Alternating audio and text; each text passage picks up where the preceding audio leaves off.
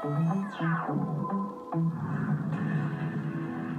Cameron McCormick, and I know everyone out there wants to learn how to hit those sexy wedge shots that you see touring professionals hit. The recreational players want to start this swing by jerking it back, but rather, most high-performance players will create much more of a core-driven motion. Well, I'm going to give you that and more. I'm going to teach you how to make really solid contact, control the distance and the direction your wedge is going, so you can turn those bogeys into pars or potentially birdies. So the concept of reverse shaping, beginning at the end in mind, says make a rehearsal swing and just hold that finish. This is the SkillCode Finesse Wedges.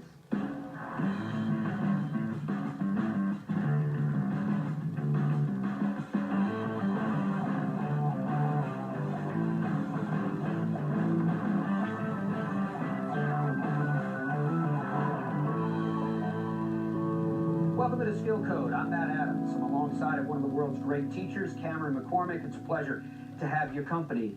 You know, Mark Brody, the man that invented strokes gained and the measurement of the same on the PGA Tour, says that 65% of a player's shots are hit from inside of 100 yards. And tonight we're talking about the absolute filet mignon of that. We are indeed, we are indeed. And the unique part about these types of shots is I think the layperson looks at the 40 to 50 to 60, perhaps even the 70-yard zone as no man's zone, whereas tour players, male and female alike, relish the opportunity to get the most lofted club in their hand. You're left with this most lofted club in your hand on occasion that you're laying up on a par 5 and you're trying to turn it into a scoring opportunity.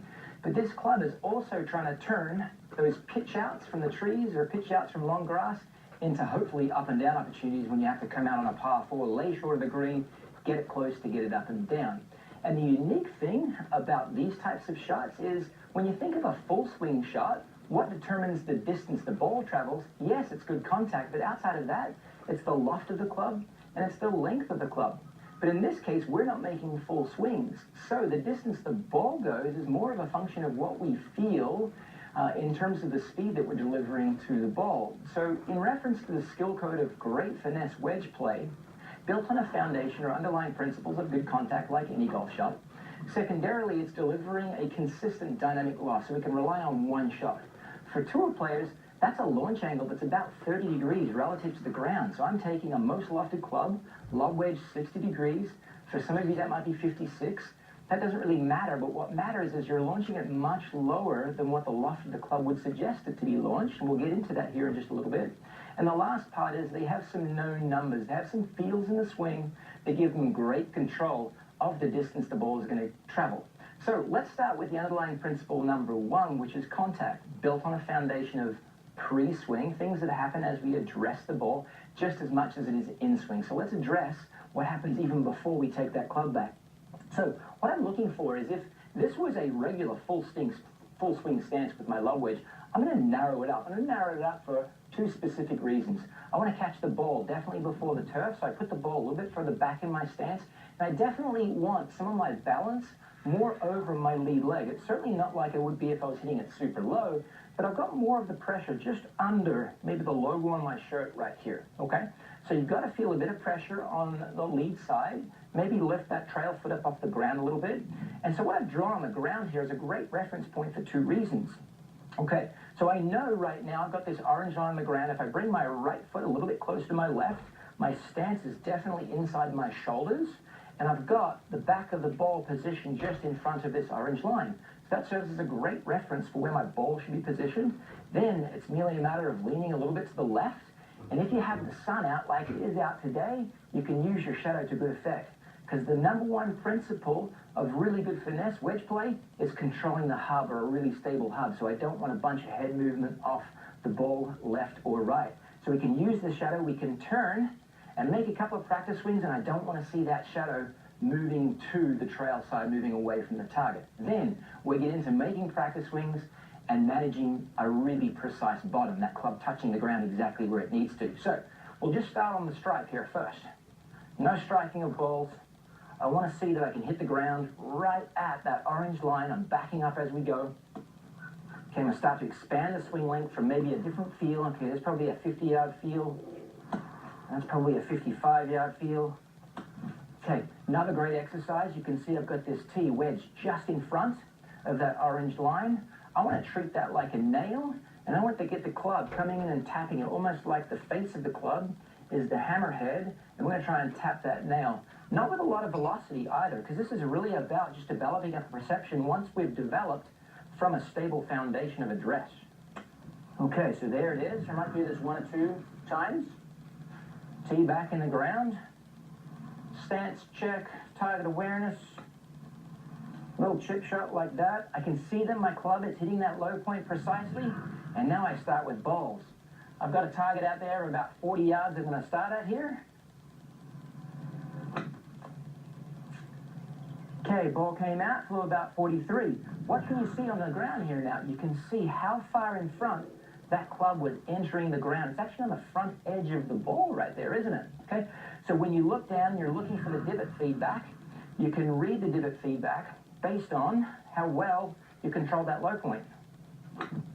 There's another really good one right there.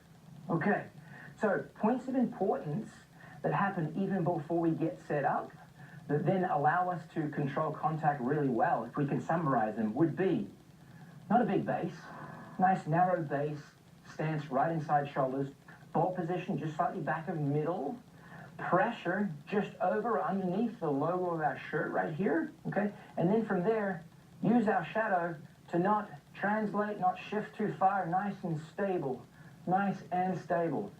All right, so we're going to continue down this pathway of discovery on the skill code because everybody out there wants to make the contact that Cameron is talking about and just demonstrated to us just like the best in the world. You can do it, and we'll show you when we come back.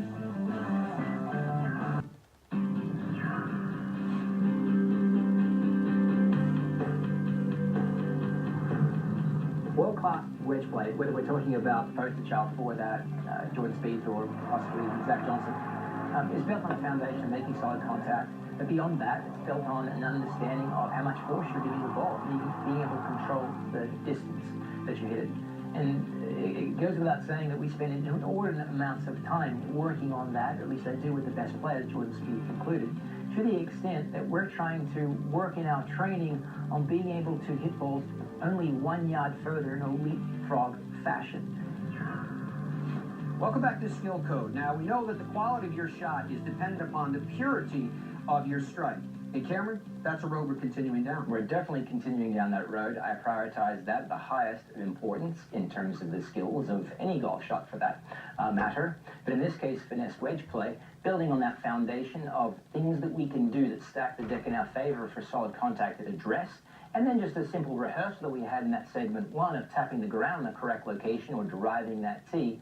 A challenge that I see a lot of recreational golfers have is how they start the swing, or what we'll term the primary movers of the swing. So, by demonstration, what I've got set up here is I've got my training station. I've got an alignment rod giving me my target line out to the flag, and then I've got at an angle that almost represents the shaft plane at address right here from the down the line camera perspective. Shaft at the back end, so the backswing side, and a shaft on the forward end, so the forward swing side, that then gives me feedback that I'm not being too handsy with the backswing stroke. Okay? So what I mean by handsy, the recreational players want to start this swing by jerking it back with that right hand or that trail hand. But rather, most high-performance players will create much more of a core-driven motion, whereby the club's moving more in response to the body pivot, okay? And then the responsibility of the hands to keep the club gently moving in an upward direction, almost like the heel pad of the left hand is pushing down, and the index finger of the right hand is gently pulling up. What that creates is a club that's moving more upward versus around their body. What happens when that club moves around your body? I can just tell you bad things, chunks, flubs, and also blades. Much more difficult to make solid contact when you create a motion where the club's moving around this way. Okay, so like I said, this is a practice station. I don't want you to hit shots from here, but I want you to set this up. It's really easy to set up. You start with your alignment rod, then you stick a stick in the ground at an angle that looks like it might be, if you set up to it, the same angle as how you would address with that shaft, just coming down as your hands hang normally, and you make a couple of practice swings. Okay, here we go. Practice swing 1, I'm looking for my club to still tap the ground right in front With my orange line right there, you can see my club head staying well away from my white rods. And then I'm going to transfer that feeling into a shot right here. Okay, let's see how we go. That one might go in, Matty. That's nice. Pretty close. Another way to visualize this is, in addition, add an alignment rod on the left side of your shaft right here. So I've got it kind of pinched in my grip.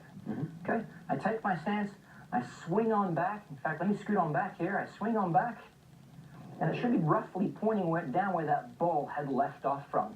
If it's not pointing to the ball, if it's pointing too far out that way, I know I've created too much of an inward movement with my right hand, and that's flattened that shaft plane, making contact that much more difficult. Okay, now there's one last step here if you really want to take it this far.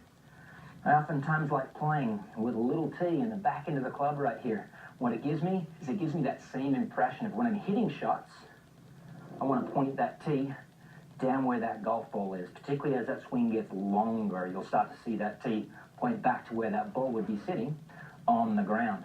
So, points of importance here in developing from a foundation of good setup for solid contact and good low point control. Low point control is encouraged by making sure the plane shape looks back to the ball that we're trying to strike. I love where you're going with all this because, folks, once you feel like you are starting to master that solid contact, that's when it starts to get really fun. Because if you watch the best in the world, people that he teaches, you can watch them starting to work on the trajectory of the shots that they're playing into various hole locations and the reasons why. It's something that is a critical skill for you if you're looking to take it to the next level, and we will right after these words. You'll see what happens with my magic magnet here, how the front end of the magnet starts to look down. So through impact, we're going to create a really low loft trajectory, and that's going to cause that ball to come out super flat.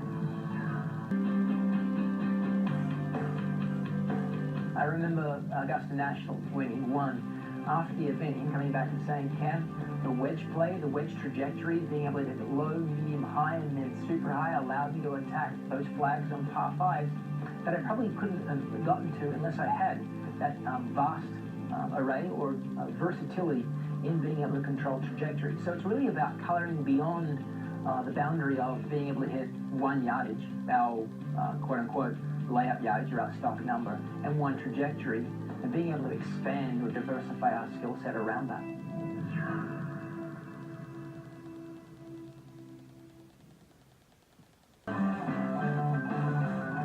Welcome back to SkillCode. You know, one of the great mysteries of the game for many is how to control the flight, how to control the trajectory with these lofted wedges in hand. The mystery is about to be revealed. Indeed, with this, the magic magnetic wand. What are we going to use this for? We're going to use this to demonstrate that concept of dynamic loft, that SkillCode of finesse wedges, contact, both pre-swing variables, then in-swing variables, and now, how do we create that tour-level magical wedge shot that launches out there pretty flat, takes 1 hop and stops right by the flag? I'm about to tell you how. So we take this lofted wedge, 60, 58, 56, somewhere around that range, and as we're creating this swing, we're actually turning down the loft. We're reaching impact with the handle leading, and you can see what happens with my magic magnet here, how the front end of the magnet starts to look down. So through impact, we're going to create a really low loft trajectory, and that's going to cause that ball to come out super flat. Now, it's one thing to understand what dynamic loft is and how this ball would come out flat, but it's another thing to learn it, isn't it? We're going to build on a learning concept called reverse shaping. It's a really fancy term. Another way to say it, let's just begin with the end in mind. Okay, so for the viewers out there, who thinks I'd be able to launch the ball super low if I finish like this? I think all of you were just shaking your head saying there's no chance, right? And I agree with you. How about like this? I think maybe is probably the answer that you're all giving yourself at home. What about if the finish was like this? I think we could probably all agree that if that was the look of the finish we were able to achieve, that ball's going to come out, assuming good contact, really flat and achieve tour-level launch conditions. What is that tour-level launch? It's around 30 degrees. Why? Because it keeps under the wind. They know the ball's going to take 1 hop, have a lot of spin on it, and stop pretty close to that flag. Okay, so the concept of reverse shaping, beginning with the end in mind, says make rehearsal swings and just hold that finish, okay? You don't even need to make a backswing. You just come on up, and hold that finish. Get a perception of how it feels through your lead arm and your wrist, for the wrist to still be flexed, for the club head to be below the handle, and then give it a shot.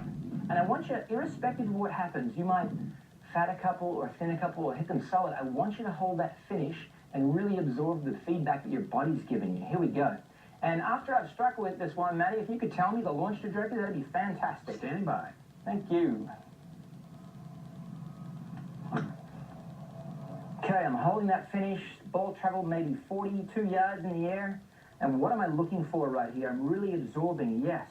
Lead arm extended, handle went well past the side of my body and the club head below the handle. What was that launch trajectory? 28.2, Cameron. 28.2, so that was sub the 30-degree margin that I was just talking about. Let's do that again. Okay, if I make a mistake at home, I want you to your TV say, no, Cameron, that's not correct.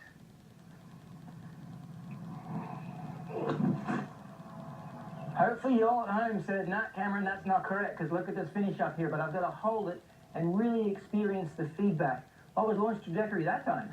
47.8. Ooh, so dramatically, just based on the finish right here, I created a shot, finished well short of my target, a shot where the ball slid up the club face, clearly not the force nor the intent in trajectory that I wanted. One last one before we kind of summarize here. Reverse shaping, find the end. Now our brain magically stitches it all together. Beautiful finish right there. Launch angle? 30.1. Boom, right on the money. There we go. Okay, so let's revisit that concept. Tour level launch.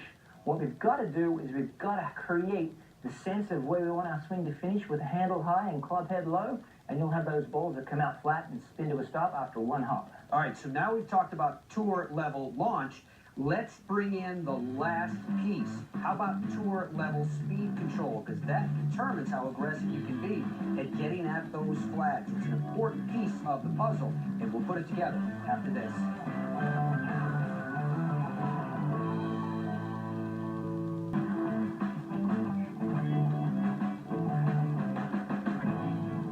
Welcome back to the Skill Code. Okay, Cameron, now we're at the last part. Pull all the pieces together with us where now we have speed in addition to all the other elements. Indeed, indeed. We've got to be able to hit the right distance, don't we? I mean, it's critical here. The club's loft and the club's length don't determine how far that ball's going to travel. We do as humans. We transmit this information to the ball that says, go this far based on the club head speed. Most of you out there are aware of this clock-based system, okay? Arm swings to 9 o'clock, arm swings to 10 o'clock, arm swings to 11 o'clock. And whilst I love that, I think it's a great foundation, what I see recreational players challenged with is they're just giving attention to their arm. Attention to the arm kills what? Kills core motion. And I see the best wedge players, the Steve Strickers, the Jordan Spieths, the Jason Days of the world, pay far more attention to the range that their body turns through that then drives the length of the swing. So, if we can understand that this clock system needs to be built on a foundation of core wedge movement, or core body movement, I should say, then we have another advantage that's going to clean up the contact and clean up the distance the ball travels. Okay, so we're going to use core a lot as I demonstrate what I call baseline 50. I think as recreational players and high performers alike, what we want to know is we want to have some certainty that one field produces one distance. The distance that I'm going to go for is 50 yards. Why? Because in order to hit the ball 50 yards at that tour level launch that you all have developed, we've got to be able to create 50 miles an hour of club head speed. The 50 miles per hour of club head speed is going to create 50 miles per hour of ball speed. You see how that math works? It's a 1-to-1-to-1 ratio. So we're building an awareness for a known number, that's 50 yards, based on a feeling in our body for how much my core moves going back without a bunch of inward wrist movement like we talked about in segment 2 there. Here we go. 50 yards, just a little bit past that first flag, a flat trajectory. Matty, I want you to tell me how far that one traveled in the air and what club speed, ball speed it was, if you can. I can tell you it was a beautiful shot. Your club speed was 53.5. Yep. And your total distance was 50. 50. So I hit the ball 50 yards carry. The club speed was 53. And I would imagine if we looked at the TrackMan there, that means the ball speed was right around 50 miles per hour. So I know I have a sensitivity to the range that my body turned through. Let's see if I can duplicate it. think I did the exact same right there. Can you give me some feedback? Ooh, that would look even better, Cameron. All right, your ball speed is the first number I'm getting in at 51. Yep. Club speed, 51.4, and your total distance was 48. There we go. So now I've dialed in an awareness to movement, an awareness that produces an outcome that creates a level of certainty. Now, I play this game with people. I play this game, I say, okay, we can move beyond the known number, the baseline of 50, when I can hit 4 out of 5 shots that are carrying a plus or a minus of about 3, maybe 4 yards for your recreational golfers. When I'm doing this with Jordan Spieth, I don't allow him to advance unless he can get all 5 balls landing no shorter than 48 and no deeper than 52. He's got to be able to control where his ball's landing. And then from there, once we've knocked out 50, we come back to 40, and then we go out to 60. I'm going to give you 60 now, okay, since I've built awareness at 50. Let's see if I can do it. So now I know that if my core rotation was about here for 50, now we're going to go 60, a little bit bigger rotation. Tell me how far that one went in the air, Matty. Ooh, that's pretty good. Ball speed, first number that came in, 55.1. Okay. Club speed, 62.7. Total distance, 55. Okay, so now I know that that feeling that I was building from baseline 50, I need to increase it just a little bit more. What am I going to increase? A little bit of body rotation, but a lot of acceleration at the bottom. That's how you build tour-level finesse wedge speed control. This has been another really important show, Cameron, because I think you revealed some things to people that they may not have realized with the wedge. Everybody is striving for exactly what he showed us today, and you can see by these challenges at the end, you can have some fun along the way with it as well. We certainly had fun today. Thank you for today's program and to the Lake Nona Golf and Country Club for hosting us once again at this beautiful facility. And most of all, thank you for your company.